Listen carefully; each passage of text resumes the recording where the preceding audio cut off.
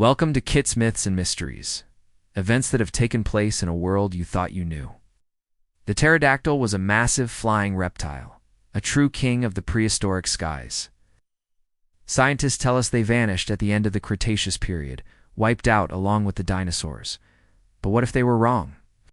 For centuries, strange stories have lingered. Ancient petroglyphs carved into cliff faces clearly depict these winged creatures. Native American tribes spoke of giant, monstrous birds that could carry away a person, and their sketches on animal hides are uncannily similar to the pterodactyls we see in museums. These aren't just ancient legends. The sightings have continued into modern times. In 1960, a couple was driving through California's Trinity National Forest when they saw it. The silhouette of a gigantic bird against the twilight sky. They estimated its wingspan at a staggering 30 feet. Just a year later, in 1961, a completely different story from across the country. A businessman flying his private plane over New York's Hudson River Valley claimed he was buzzed by a huge, leathery winged creature that he swore looked exactly like a pterodactyl. The reports intensified in the 1970s. In January 1976, in Harlingen, Texas, two teenagers, Jackie Davis and Tracy Lawson, reported a truly bizarre encounter.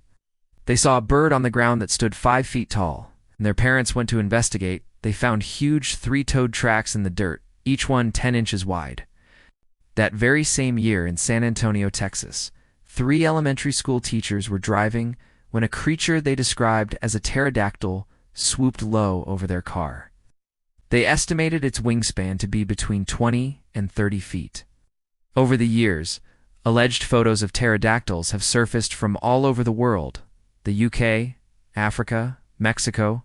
In the United States, most sightings seem to be concentrated in the Pacific Northwest, particularly in Washington and Idaho.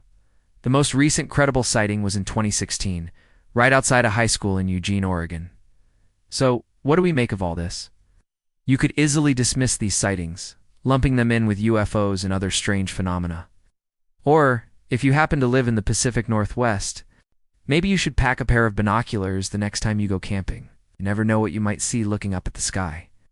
You've been listening to Kit's Myths and Mysteries, events that have taken place in a world you thought you knew. Thanks for watching, and don't forget to like and subscribe for more adventures into the unknown.